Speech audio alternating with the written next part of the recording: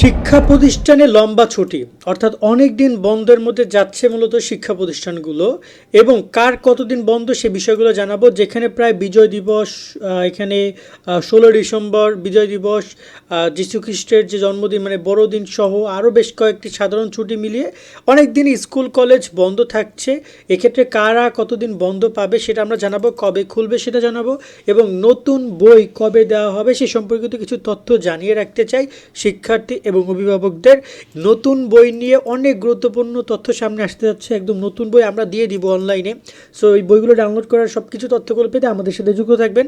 তো যদি আমরা প্রথমে দেখতে চাই যে বলা আছে চলতি মাসের শুরুতে দেশের সব শিক্ষা প্রতিষ্ঠান লম্বা ছুটি, শীতকালীন অবকাশ সহ অন্যান্য ছুটি মিলে শিক্ষা প্রতিষ্ঠানগুলো দীর্ঘ ছুটি অবকাশের ছুটি শুরু হয়েছে।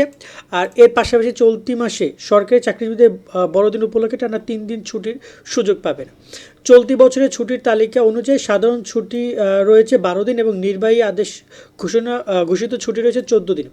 এবং এখানে যদি আমরা দেখতে চাই যে সরকারি চাকরিজীবীদের ছুটি, আসলে এটা মনে খুব বেশি জরুরি না, এটা সরকারি চাকরিজীবীদের বিষয়টা, বাট আমরা যদি প্রাথমিক বিদ্যালয়টা দেখতে চাই তাহলে খুবই গুরুত্বপূর্ণ যে শীতকালীন অবকাশ, বিজয় দিবস, যীশু খ্রিস্টের জন্মদিন উপলক্ষে প্রাথমিক বিদ্যালয় 16 ডিসেম্বর থেকে শুরু হবে ছুটি, যা শেষ হবে 25 ডিসেম্বর। এর আগে 11 ডিসেম্বর থেকে এ ছুটি শুরু হওয়ার কথা থাকলেও সহকারী শিক্ষকদের আন্দোলনের কারণে পেছনো পরীক্ষা চলে, ছুটি হবে আগামী 16 ডিসেম্বর থেকে।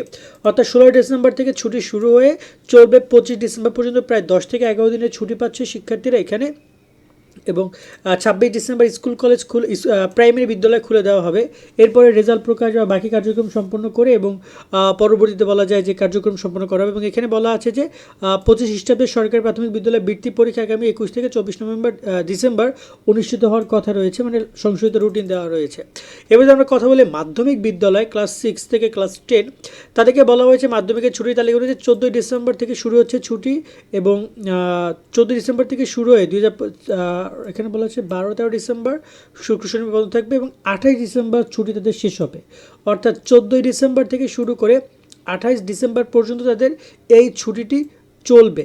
এবং এখানে বলা হচ্ছে যে 28 ডিসেম্বর পরে তাদের কিন্তু এখানে বৃত্তি পরীক্ষা রয়েছে 8ম শ্রেণীর, যা চলবে 31 ডিসেম্বর পর্যন্ত। এবং এখানে কিন্তু রেজাল্টও প্রকাশ করে দিবে, এই যে বার্ষিক পরীক্ষার রেজাল্ট এবং 10ম শ্রেণীর যে এখানে টেস্ট রেজাল্টও এই প্রকাশ করে দিবে তারা এই ডিসেম্বরের 23 তারিখের মধ্যে।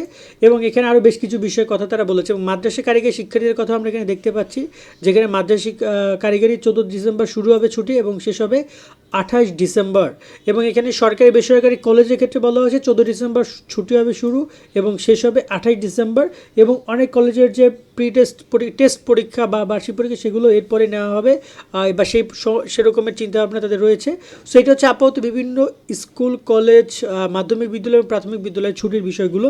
ম্যাক্সিমাম ক্ষেত্রে 14 তারিখ থেকে শুরু করে 28 তারিখ পর্যন্ত চলবে।